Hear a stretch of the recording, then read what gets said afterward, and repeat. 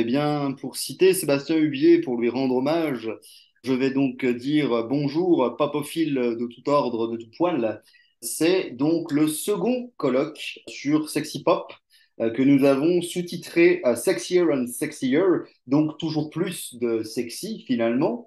Nous allons continuer notre exploration sur Sexy Pop avec l'idée que finalement le sexy est absolument partout et que la pop culture est un vecteur assez utile finalement pour en parler puisque à l'image de ce colloque et du programme de la journée, bah, finalement on va aller dans beaucoup de directions différentes avec beaucoup de thèmes différents. Nous aurons du tentacule, nous aurons du vampire, nous aurons du vaudou, nous aurons du diabolique, nous aurons du hot tape et avec Sébastien notamment, nous aurons des pin-ups de combat. Donc, effectivement, tout un programme et toute une variété surtout pour montrer que la question du sexy, de la sexualité, de la sexualisation, dépendant des cultures et au travers le monde, finalement, est toujours un thème sans mauvais jeu de mots, toujours aussi chaud, toujours aussi brûlant, toujours aussi actif, y compris dans les travaux universitaires. Voilà, je laisse donc la parole à ma collègue qui va reprendre le flambeau le temps de la présentation. Merci beaucoup, Clément, hein, pour cette introduction. Donc, je vais t'introduire puisque c'est toi qui commence, qui ouvre le bal. Donc, Clément est docteur en littérature, spécialité recherche sur l'imaginaire. Il a deux beaux ouvrages à son actif, Camelot, les dessous de la table ronde et Death Note, Écrire un nouveau monde. On est au courant, un troisième mystérieux ouvrage est en cours de confection. Je Il arrive, rajouterai il arrive. Il arrive, on a hâte en tout cas. Je rajouterai simplement qu'il se décrit lui-même comme gentil, mais qui n'a pas inventé la courbure de banane, et je vous laisse là-dessus. J'aurais absolument pas dû me qualifier en ces termes devant toi, mais ma foi, je l'ai cherché. Et puis au moins on parle de banane quelque part, c'est thématique. Mais le fait est que pour le coup, une fois n'est pas coutume, pour celles et ceux d'entre vous qui ont l'habitude de mes communications, vous savez que d'habitude je partage mon écran et je vous fais passer un certain nombre de petites diapos, de petites images. Et bien là, je serai sans images pour une fois. Je n'aurai que mon texte, que mes notes. Alors, je vais replacer les choses dans leur contexte et vous parler donc, si je reprends mon propre titre de communication, d'un assassin grivois et vous expliquer que cet assassin grivois, il se met en place dans un univers de parcours initiatique dans lequel s'insère du sexy, quelque part. On va parler donc de culture japonaise et je dirais que cette communication va se passer en trois temps. D'abord, je vais vous parler du shonen ou du neketsu shonen et voir comment le grivois, dans le cas d'Assassination Classroom, se marie, convole en juste noces quelque part avec le neketsu. Je vais également vous parler de parodie de hentai, hein. Alors pas de parodie hentai, mais bien de parodie de hentai, avec notamment tout l'aspect visqueux et tentaculaire, hein. Et également, troisième partie, je me poserai avec vous la question de savoir si le côté grivois, le côté voire même obsédé sexuel, n'est pas une espèce de gimmick que l'on retrouve chez les personnages masculins de maître, de sensei, et les personnages légendaires, les personnages extrêmement forts des shonen. Sans prétendre répondre à cette question, c'est simplement une hypothèse que j'aimerais ouvrir avec quelques exemples dans d'autres shonen où l'on retrouve cette problématique. Alors, Assassination Classroom, je vous remets les choses en contexte. C'est un manga écrit et dessiné par Yusei Matsui. Il est publié entre juillet 2012 et mars 2016 dans Weekly Shonen Jump. Weekly Shonen Jump qui est finalement le sésame des mangas shonen au Japon, hein, j'en parlerai un peu plus tard. Il y a 21 tomes, hein, sortis donc entre novembre 2012 et juillet 2016. Il y a une version française éditée par Kana. Il y a différents OAV. Il y a également un animé comme c'est souvent le cas pour les shonen à succès. Et il y a aussi deux films live qui ont cet avantage d'être très réussis pour le coup. Il faut le noter. Alors, je vous remets l'histoire en contexte car vous allez le voir, l'histoire est un petit peu particulière, un petit peu burlesque. On se demande un petit peu où ça va aller au tout départ. Il s'agit tout simplement, si je puis dire, d'une nuit où l'on constate que la majeure partie de l'astre lunaire a disparu. Le jour suivant, un étrange être, cet étrange octopode ou cette créature simili-octopus, qui porte la responsabilité d'avoir fait disparaître la Lune pour montrer sa puissance et qui demande, hein, tout se passe au Japon évidemment, c'est beaucoup plus pratique, il demande au gouvernement japonais de se faire nommer professeur principal d'une classe très précise dans un collège du Japon, la classe 3E, hein, une classe extrêmement précise. Il a des desiderata extrêmement précis. Alors évidemment, comme on peut s'y attendre envers un être qui a détruit la Lune, on va essayer de le tuer, sauf que problème, on va découvrir entre autres qu'il se déplace à une vitesse respectable de Mach 20 et qu'entre autres pouvoirs, il est eh bien immortel, si ce n'est que l'on découvre qu'il est sensible à une matière, une espèce de plastique dur, moitié plastique, moitié caoutchouc, qui est inoffensif pour les humains. Alors c'est très important à savoir, puisque en fait, toute la notion de assassination classroom, donc classe d'éducation assassine, si l'on traduit littéralement même depuis le japonais, ben, c'est tout simplement le fait que les étudiants qu'il a vont devoir essayer de le tuer, tout en suivant les cours de ce professeur hors norme. Parce que Koro Sensei, Koro venant du fait qu'il est intuable, immortel, les élèves vont le surnommer ainsi, Koro Sensei donc menace de faire sauter la Terre à la fin de l'année scolaire suivante s'il n'est pas tué. Il demande à ce que les élèves tâchent de le tuer, il demande à former des assassins, et donc le gouvernement japonais va collaborer avec ses enfants, et du coup, on va leur donner tout un attirail militaire qui, néanmoins, ne comporte que la matière qui permet de tuer Koro, mais qui donc est inoffensive pour eux. Donc ils ne peuvent pas se blesser eux-mêmes avec les lames et avec les armes qu'ils ont. Donc ça, c'est important à préciser. L'avantage de ce manga, c'est qu'on est bien dans un shonen. Alors, un shonen, qu'est-ce que c'est? Déjà, il faut bien préciser qu'au Japon, ce n'est pas à proprement parler un genre littéraire, mais plutôt une ligne éditoriale qui, par la suite, a codifié un genre. D'accord?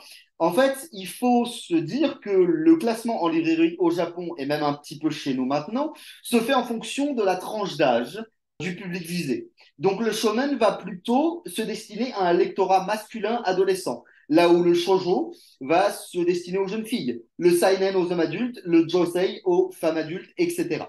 Un shonen a davantage de chances de rencontrer le succès au Japon s'il suit un certain nombre de codes, donc avec des personnages qui suivent un parcours initiatique et des étapes qui peuvent à certains égards rappeler le monomythe de Joseph Campbell, par exemple.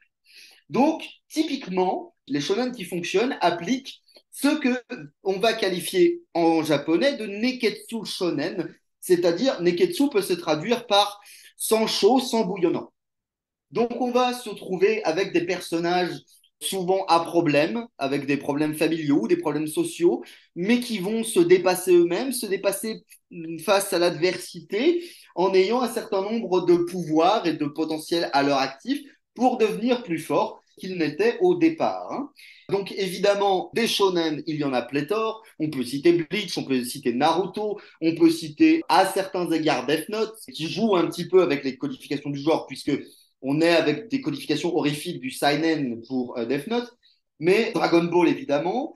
Il est bien évident que celui qui a popularisé, propulsé le genre, c'est Tezuka, hein, notamment avec Astro Boy.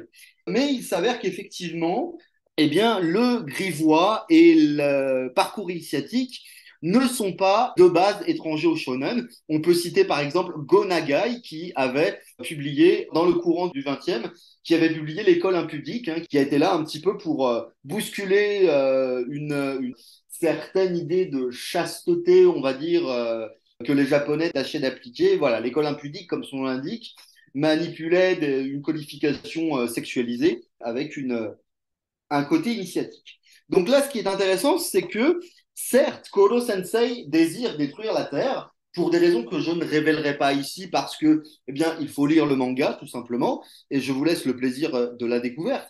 Il faut simplement se dire que Koro Sensei va donc former des élèves, littéralement, il va former des élèves à devenir des assassins, mais également à prendre conscience d'eux-mêmes et à devenir des bons élèves. Parce que l'école dans laquelle se trouvent les élèves de la classe E fonctionne selon une logique assez particulière, à savoir que la classe E est considérée comme la classe des rebuts, la classe des laissés pour compte.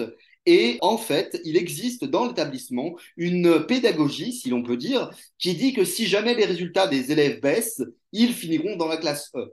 Donc la classe E est un enjeu de menace, de déshonneur pour le reste de l'établissement. Donc ce sont des parias. Or, il se trouve que Koro Sensei au-delà de son côté complètement burlesque, de poulpe mutant, pourrait-on dire, va se révéler être un excellent professeur en toutes les matières. Il va se révéler être vraiment le professeur dont nous avons tous rêvé et peut-être que nous avons déjà croisé dans notre carrière estudiantine. C'est vraiment un professeur qui va se dévouer à chacun et chacune de ses élèves. Pensez-vous, il se déplace à Mach 20, donc il corrige à Mach 20. Il est aussi capable de se cloner, ce qui est très pratique pour donner des cours particuliers en plein milieu de la classe à un élève individuel.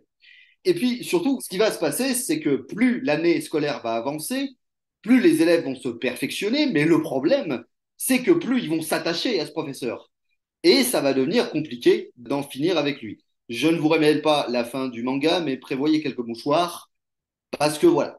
Le fait est que la grivoiserie de Koro Sensei n'est pas, à proprement parler, la caractéristique principale. C'est l'une des caractéristiques qui fait ses points faibles. Parce que, comme il faut le tuer, un bon assassin est un assassin qui note les points faibles de sa cible, n'est-ce pas? Et il se trouve qu'on va découvrir que Koro Sensei est assez sensible aux grosses poitrines notamment et aux revues érotiques. Et c'est quelque chose qui va servir à certains moments du manga comme étant tout simplement un piège. Pour Koro, on va lui laisser des revues érotiques sous des trappes et on va essayer de le piéger avec la matière qui est censée le tuer, n'est-ce pas? Mais ce qui est intéressant, justement, c'est que finalement, on pourrait se dire que cette grivoiserie dans le manga fait aussi partie d'un processus d'initiation. Alors, on a affaire à des collégiens, vous l'avez compris. Donc, l'initiation dont je parle n'est pas une initiation, à proprement parler, sexuelle, n'est-ce pas? Mais en revanche, il y a un professeur en particulier, un autre professeur, puisque les élèves vont être rejoints par différents enseignants qui vont être sous couverture pour aider à tuer Koro. Et il se trouve que leur professeur d'anglais est une prof infiltrée qui est là pour les aider à assassiner Koro. Et il se trouve que c'est Irina. Alors, dans l'histoire principale, Irina s'appelle Irina Yelavik. C'est une Russe qui va être embauchée donc en tant que professeure d'anglais. Elle est espionne et elle est surtout tueuse à gages. Et elle n'hésite absolument pas à utiliser les charmes féminins qui sont les siens pour approcher ses cibles. Elle va se servir de ces charmes. Et ce qui est assez drôle, c'est qu'il va y avoir un jeu de mots entre le russe et le japonais. Yelavik, Yelavik, en fait, est un jeu de mots en russe avec beach. Yelavik, beach sensei. Donc, beach signifiant en anglais, on va dire, femme de petite vertu. Hein. En français, ça prend un peu le sens de traîner. Alors, la version française va l'appeler Irina Pufanovic. Traduction, ma foi, assez libre. Mais je pense que c'était la seule manière pour les traducteurs de montrer le jeu de mots, en fait. Mais les élèves vont finir par l'appeler Mademoiselle Pouf ou Madame Pouf, donc Beach Sensei. Donc, ce qui ne manquera pas, évidemment, d'agacer la jeune femme majeure, je précise, elle a 20 ans. Pourquoi je le précise? Parce qu'il va y avoir évidemment un jeu de séduction entre elle et Koro, puisqu'il faut bien qu'elle approche sa cible, effectivement, en se servant de ses charmes. Mais le fait est qu'il va y avoir une séquence qui, culturellement et éthiquement, va peut-être poser question. À savoir que Koro va la changer dans son style vestimentaire, elle qui est habillée d'une manière justement assez sulfureuse, assez charmeuse, il va la remettre avec des habits de tous les jours, des habits beaucoup plus passe-partout, pour lui montrer que sa séduction n'a pas d'emprise sur lui. Enfin, toutefois, n'a pas autant d'emprise qu'elle le voudrait. Or, il s'avère qu'il se déplace à Mach 20, je vous l'ai dit, donc il fait cette opération de déshabillage-habillage d'une manière extrêmement rapide, de telle sorte qu'on ne voit pas ce qu'il lui fait sous le couvert d'une remise pas loin du collège. On sait juste que quand Irina ressort de la remise, elle va avoir cette phrase: c'est impensable ce qu'il m'a fait en 1 minute. En fait, là, elle parle de sa vitesse de déplacement et de manipulation de ses vêtements. Mais le fait est qu'effectivement, là où ça pose un certain nombre de questionnements, surtout quand on est adulte, c'est que on se dit bien que la créature tentaculaire a quand même dû poser ses tentacules quelque part. Et ce qui est étonnant, si je puis dire, c'est que le public, bien que n'assistant pas directement à cette scène, est un public de collégiens. Donc, pour moi, ça pose deux choses. Déjà, le côté poulpe, c'est de la parodie hentai. Alors, comme dans tous les mangas, il existe très certainement des parodies hentai de Assassination Classroom. Je vous avoue, je ne suis pas allé vérifier parce que je ne tiens pas forcément. La plupart des personnages sont quand même mineurs, mais le fait est que je pense que dans l'idée de la création de Koro Sensei, il y a une parodie de hentai, à savoir que ce personnage tentaculaire est également caractérisé par son mucus, par le fait qu'il soigne, notamment pour se protéger. Donc effectivement, il y a ce côté visqueux qui est quand même le propre de, on va dire, d'une certaine forme de tentacle porn. Donc, évidemment, comme le montre très bien Sébastien Hubier dans Fiction excitante, la pornographie, y compris au Japon d'ailleurs, n'a pas existé qu'au moment où on a codifié la pornographie. Les représentations sexualisées existent depuis que l'homme est capable de représenter, l'homme au sens général du terme, je veux dire. Mais le terme hentai, par exemple, apparaît durant l'ère Meiji, c'est-à-dire dans la première moitié du XXe, et la démocratisation du terme au Japon commence par des journaux de psychologie. Et c'est intéressant de voir que la notion de hentai, déjà, elle a évolué. Au tout départ, la notion de hentai supposait une dépravation psychologique, une anormalité psychologique de la part des gens pratiquant des choses sexuelles considérées comme hors normes. Il faut savoir que parmi ces choses hors normes, le phénomène de suicide amoureux, c'est-à-dire le fait de se tuer pour la personne qu'on aime ou de commettre un double suicide, par exemple, eh bien, c'était considéré comme une perversion sexuelle à une époque. Il y a cette idée chez Koro Sensei de grivoiserie, de perversité. Alors, il faut savoir que même si, effectivement, avec Irina, avec cette professeure, qui est donc, je le répète, adulte, il peut y avoir une ambiguïté, du moins pendant un temps, il n'y a jamais de sous-entendu sexuel envers les collégiens et collégiennes de la part de Koro Sensei. Il est trop bon professeur pour ça. Je pense que le mangaka, fort heureusement, s'est imposé une certaine limite. Mais je voudrais rappeler quand même les propos qu'avait tenus notre collègue lors du précédent colloque Sexy Pop, notamment sur les festivals, vous savez, des otaku qui présentaient des représentations sexuelles qui pouvaient vraiment poser question et qui, en Europe, auraient été à la limite, voire même en dehors de la légalité. Je veux juste dire ici que, à mon avis, il est beaucoup plus facile pour un manga japonais publié au Japon de mettre des scènes ambiguës à base de tentacules. Alors, on reste effectivement dans un shonen destiné à un jeune public et plutôt à vocation comique davantage que sexuelle.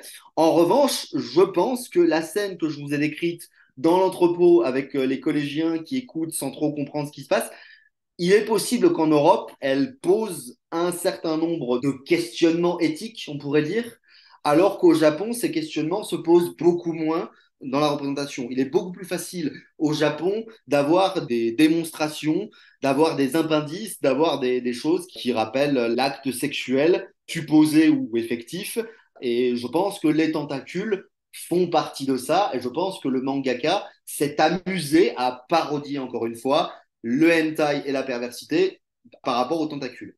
Et par rapport au fait que Koro Sensei est obsédé par les tentacules, puisqu'en fait, le visage qu'il a pris n'est pas son vrai visage. Il a, de ses propres dires, pris une forme qui, selon lui, pouvait rassurer les élèves. Bon, est-ce que ça marche? C'est à voir, même si son visage est celui d'un gros smiley souriant.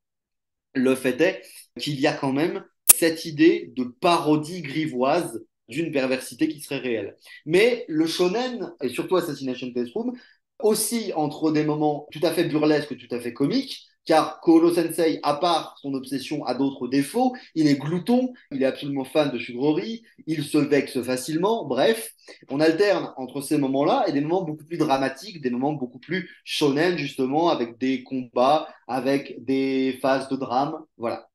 Et là où je veux en venir finalement à terme, je me demande s'il n'y a pas, dans les mangas shonen, notamment de ces dernières années, sur ces 20 dernières années, dirons-nous, une représentation des personnages masculins, alors surtout des personnages masculins, héroïques, c'est-à-dire héros de leurs aventures. Dans les mangas, alors il y a pas mal d'obsédés sexuels, il y a pas mal de personnages chez qui la sexualisation est plutôt importante. Alors, on pourrait avoir l'argument générique de se dire ce sont des hommes vus par des hommes, donc c'est possible. Mais j'aimerais aller plus loin que ça en disant que, par exemple, vous prenez Naruto, vous prenez Kakashi, son maître est l'un des plus puissants ninjas du manga. Vous prenez Jiraiya, encore plus puissant. Tous les deux ont cette propension à la perversité sexuelle, à l'obsession sexuelle. Jiraiya est d'ailleurs surnommé Ero Sennin par Naruto, l'ermite pervers, alors même que c'est un ninja de légende qui, lorsqu'il s'agit de prendre part à une guerre entre nations, n'hésiterait pas une seule seconde. Et bref, c'est un ninja absolument légendaire. Kakashi, c'est la même chose. Kakashi est connu notamment pour sa lecture obsessionnelle du Paradis du Batifolage, qui se trouve être une série de romans écrits par Jiraiya. Et quand il entraîne ses élèves, il n'hésite pas, sûr de lui, à lire le bouquin pendant ses cours. Et je pensais évidemment également à Ryo Saeba, à savoir Nicky Larson, évidemment. Alors, Nicky Larson, dont certaines choses ne passeraient probablement plus aujourd'hui. Mais rappelez-vous, le principe même de Ryo Saeba, Nicky Larson, City Hunter, finalement, dans la version originale, le principe, c'est que c'est un tueur, un nettoyeur, un professionnel de l'infiltration, des contrats, d'assassinat. Bref, c'est un véritable professionnel, mais il a cette propension à perdre la tête dès qu'il voit une paire, un soutien-gorge ou voilà, ou une poitrine. Hein. Et alors, cela dit, il est constamment puni par le maillet de Saori, de Laura, hein, qui lui écrase le visage, voire même les parties sensibles, quand vraiment il se permet un geste déplacé. Et Dieu sait qu'il s'en permet. C'est pour ça que je me dis qu'aujourd'hui, certaines choses dans ce manga ne passeraient peut-être pas vraiment, mais je n'ai pas la prétention d'avoir la réponse à cela. Simplement, je me dis qu'à mon avis, le fait, au-delà du genre, au-delà du fait que ce soit des personnages masculins, je me dis que la puissance et la légende de ces personnages, qui sont donc des personnages extrêmement puissants, hein, soit par magie, soit par formation, tout ce que vous voulez, mais ils sont contrebalancés par ce défaut masculin peut-être, mais finalement très humain, d'être attiré par une sursexualisation de leurs semblables et d'être attiré par des instincts extrêmement primaires. Comme si ces héros absolument semi-divins, quelque part, si on reprend rapidement le monomythe campbellien, ces héros qui accèdent, surtout dans le Neketsu Shonen, qui accèdent à finalement un statut supérieur parmi leurs semblables, soit ramenés par ce défaut de grivoiserie ou d'obsession sexuelle à quelque chose d'extrêmement primaire, à des désirs extrêmement basiques. Voilà, je trouve quand même que c'est dans les mangas et certainement ailleurs en pop culture, je pense que Sébastien, encore une fois, pourrait certainement intervenir là-dessus, notamment, mais il me semble que dans les mangas à succès, c'est quand même quelque chose que l'on retrouve, et évidemment, comme je vous l'ai expliqué, dans Assassination Classroom, il n'y a pas d'exception à cette règle, puisque parmi ses défauts, Koro Sensei a parfois les tentacules quelque peu baladeurs, ou du moins l'esprit qui batifole vers le bas du corps, dirons-nous. Voilà, c'est une hypothèse que je pose en cette fin de communication. Si vous avez envie d'en débattre et si vous avez des arguments en ce sens ou même en contraire, je serais ravi de pouvoir en discuter parce que honnêtement, c'est quelque chose qui m'a titillé pendant que j'écrivais cette communication, mais je vous suggère en tous les cas de visionner l'animé qui est une belle adaptation et de lire ce manga, 21 tomes, hein, ça reste assez tranquille par rapport à des séries fleuves de certains shonen type One Piece et compagnie, mais voilà, c'est un manga qui a le mérite de paraître parfois complètement illogique, parfois complètement fracassé dans son idée, mais finalement qui nous ramène vers une vision de la pédagogie et de l'enseignement assez belle finalement, puisque ce sont des leçons de vie qu'apprennent ces collégiens. Et je dirais même que quand on a été étudiant en thèse à l'université, eh bien, la relation maître-élève, maître-disciple est quelque chose d'assez important. En tous les cas, c'est comme cela que moi je l'interprète et le ressens, d'autant que Assassination Classroom est arrivé à une période de ma thèse où j'étais tout à fait disposé à me laisser entraîner par ce genre de récit à la fois fou et très émouvant. Je vous remercie pour votre écoute.